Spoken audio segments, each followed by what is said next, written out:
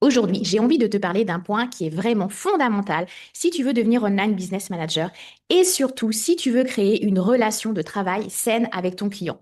Ce point, c'est le suivant. Tu ne peux pas accompagner un entrepreneur correctement si toi, tu n'es pas aussi en train de te construire une posture d'entrepreneur. Et je te précise tout de suite quelque chose d'important aussi. Je ne suis pas en train de te dire que tu dois avoir le même niveau de développement que ton client, ni la même ancienneté, ni le même chiffre d'affaires, ni les mêmes responsabilités. Évidemment que non. Mais tu dois, toi aussi, être engagé dans une dynamique de développement d'entreprise parce que c'est cette expérience-là qui va te permettre de comprendre réellement le quotidien de ton client, ses enjeux, sa manière de fonctionner et la posture aussi qu'il attend en face de lui. Alors oui, évidemment, les outils, les process, les compétences techniques, tout ça, c'est important en tant qu'OBM de les mettre en pratique dans la collaboration. Mais là, je te parle de quelque chose de plus profond que ça. C'est la manière dont tu te positionnes dans ce métier. Parce qu'en fait, beaucoup de femmes se lancent en tant qu'OBM en pensant qu'il suffit d'apprendre un métier, d'acquérir des compétences, puis de trouver des clients. Bien sûr qu'il faut apprendre un métier et savoir accompagner un client. On est complètement d'accord sur ça.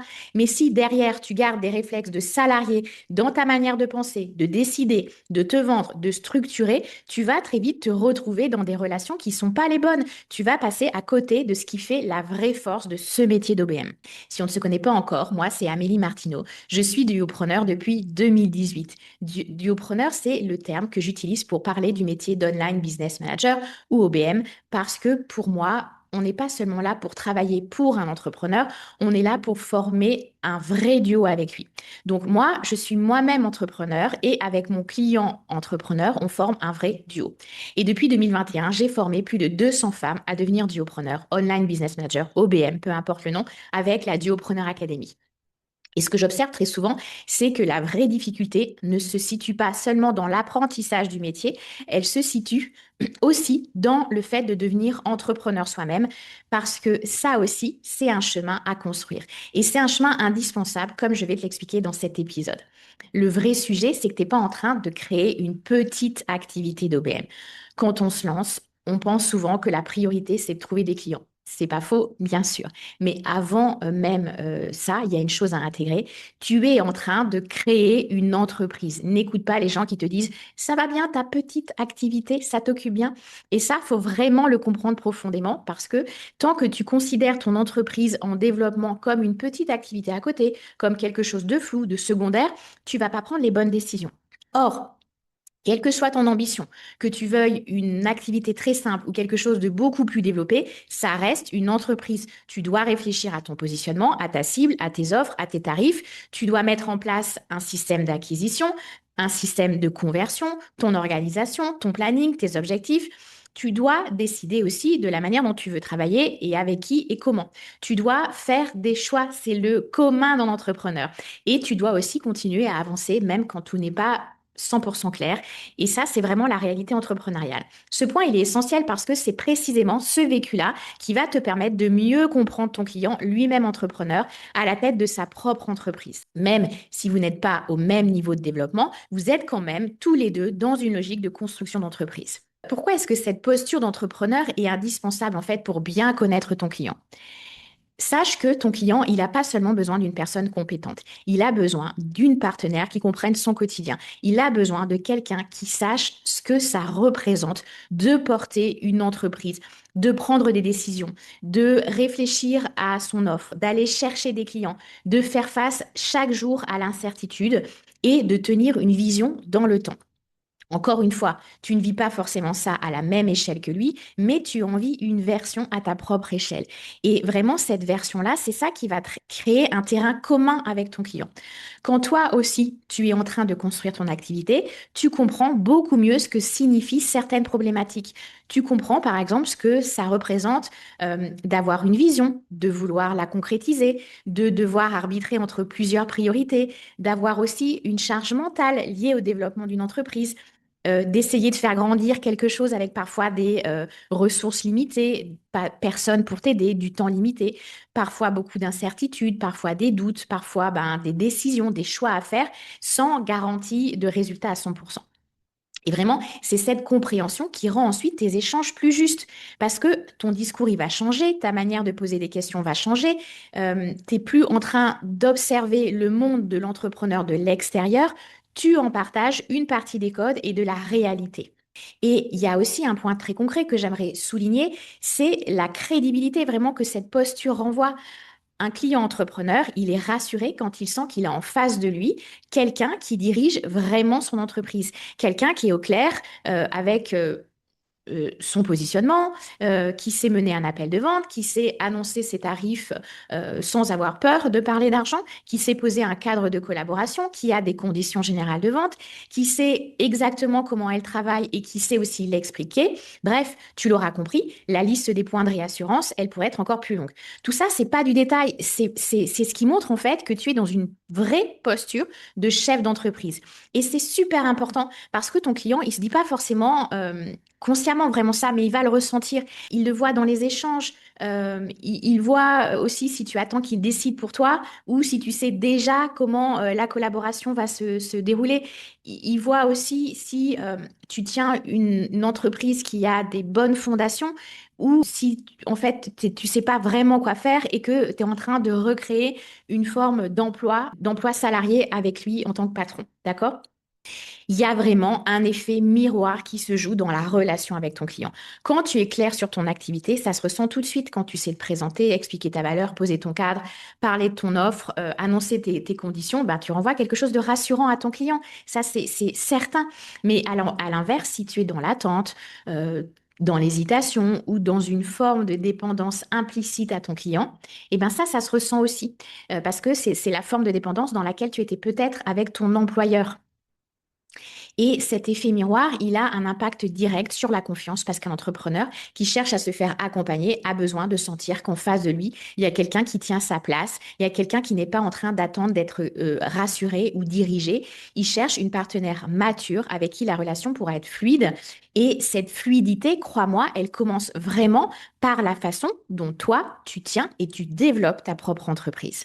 Et c'est là qu'on touche aussi à quelque chose d'aussi très important, c'est le lien de subordination. Si tu entres dans la relation en attendant que ton client te dise combien il va te payer, à quelles heures de la journée tu vas travailler, comment il veut que tu t'organises, à quelle réunion tu dois venir, selon quel rythme tu dois fonctionner, là, tu vois, tu glisses vers une relation qui ressemble davantage à du salariat qu'à une collaboration entre entrepreneurs indépendants. Bien sûr, une collaboration, ça a besoin d'un cadre commun, il faut s'aligner sur des modalités, mais c'est pas la même chose que d'attendre que l'autre définisse tout pour toi, pas dans ton rôle de duopreneur, d'OBM en tout cas. Quand tu es indépendant, tu arrives avec une manière de travailler, des limites, des conditions. Tu peux bien sûr adapter certaines choses, mais tu viens pas vide en attendant qu'on te donne la forme de la collaboration. Sinon, tu recrées une relation de dépendance que tu pouvais avoir en tant que salarié et c'est pas bon pour toi ni pour ton client. Dans la logique du haut-preneur, on parle vraiment de deux entrepreneurs qui s'associent avec des qualités différentes et complémentaires. Il n'y a pas un patron d'un côté et une exécutante de l'autre. Il y a une relation de collaboration, de co-création. Et cette collaboration, elle peut être juste que si toi aussi, tu es dans ta vraie et bonne posture d'entrepreneur.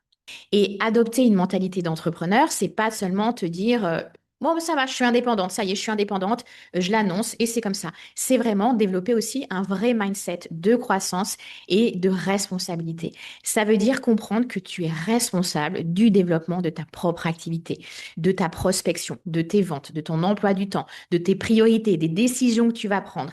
Ça veut aussi dire que tu dois comprendre que la réussite, elle dépend pas d'un client qui viendrait te sauver, ni d'un contexte parfait, ni d'une validation extérieure.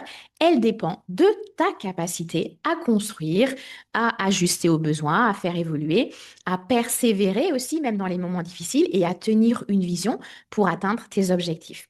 On parle beaucoup de la vision du client, tu as dû m'entendre le dire dans d'autres vidéos qui présentent ce métier de duopreneur et le duo qu'on est en train de former. Et c'est normal parce qu'une OBM, elle accompagne un entrepreneur dans le développement de sa vision. Mais toi aussi, tu dois avoir une vision pour ta propre entreprise. Toi aussi, tu dois savoir ce que tu veux construire, ce que tu veux développer, comment tu veux grandir. Et ce point-là, il est important parce qu'il te permet de ne pas subir ton activité. Il t'oblige à penser plus loin que la mission en cours et à te comporter comme la dirigeante de ton entreprise. Il y a un autre piège très fréquent dans ce métier d'OBM que j'aimerais te donner ici. Quand on aime accompagner, quand on aime rendre service, quand on aime être impliqué comme tu peux l'être, j'en suis sûre, on peut très facilement consacrer tout son temps, toute son énergie, toute sa charge mentale au développement unique de l'entreprise du client. Sur le moment, ça peut paraître logique. On veut bien faire, on aime être utile, on veut que la collaboration fonctionne, mais le risque, c'est d'en oublier le développement de ta propre entreprise. Et ça, c'est un vrai sujet parce qu'à force de tout donner au business du client, tu ne développes plus le tien. Tu ne travailles plus sur ton acquisition de nouveaux clients. Tu ne fais plus évoluer ton positionnement par rapport à l'évolution du marché. Tu prends plus de temps pour réfléchir à ta propre stratégie. Et tu deviens excellente pour faire avancer le projet de quelqu'un, mais tu cesses de construire le tien. Or, être et rester entrepreneur dans l'âme et dans le présent, c'est précisément ce qui te permet de rester attractif pour des nouveaux clients. C'est aussi ce qui t'évite de tomber dans une forme de dépendance économique vis-à-vis de tes missions en cours. Et ça, on l'apprend vraiment dans la Duopreneur Academy. C'est pour ça qu'au sein de la Duopreneur Academy, on n'apprend pas seulement des compétences métiers, on te forme aussi à devenir entrepreneur. On t'accompagne sur ce chemin-là. Tu vas vivre cette mutation dans la peau d'une chef d'entreprise en créant ta propre activité, en réfléchissant à ton positionnement, à tes services, à tes tarifs, en mettant en place tes propres systèmes, en organisant ton planning, en clarifiant tes objectifs, etc. Tout ce cheminement, il est important parce qu'il te permet ensuite de former ce fameux duo de choc avec un client entrepreneur. Tu arrives vraiment dans cette collaboration comme une professionnelle qui comprend la personne qu'elle accompagne parce qu'elle vit elle-même une partie de ses enjeux dans son propre business. Et pas de panique, hein. On t'accompagne dans cette mutation de manière très personnalisée au fil des 9 mois qu'on va passer ensemble. Donc vraiment, ce que j'ai envie que tu retiennes aujourd'hui, c'est que devenir OBM, devenir duopreneur, c'est pas seulement apprendre un métier. C'est aussi accepter d'entrer dans une vraie posture entrepreneuriale. Tu n'as pas besoin d'être au même stade que ton client pour ça. Ça, je te l'ai déjà répété. Tu n'as pas besoin d'avoir la même structure, le même développement, le même chiffre d'affaires, mais tu dois être engagé, toi aussi, dans la construction de ton entreprise, dans la responsabilité que ça te confère et aussi dans la clarté et dans une vision très claire de ce que tu as envie de construire. Et c'est vraiment cette posture qui te permet de comprendre ton client et qui te rend crédible. Ça instaure de la confiance déjà lors du premier échange et c'est aussi ça qui va ensuite te permettre de développer une collaboration efficace. Si tu veux savoir si tu es faite pour devenir duopreneur, online business manager, tu peux faire le test. Tu trouveras le lien dans le descriptif de l'épisode. Et si tu veux être accompagné pour construire ton activité de duopreneur avec un vrai cadre, tu peux aussi réserver un rendez-vous. Dis-moi juste pour terminer en commentaire, où est-ce que tu en es aujourd'hui dans ta réflexion? Parce que c'est un vrai sujet. Est-ce que tu te sens déjà dans une posture d'entrepreneur ou est-ce que c'est encore quelque chose que tu es en train de construire? Et si cette vidéo t'a aidé à mettre des mots sur quelque chose que tu ressentais déjà, pense à t'abonner à la chaîne du Haut-Preneur et à la partager à une femme qui veut elle aussi devenir OBM sans tomber dans les pièges classiques quand on démarre ce métier. À très vite.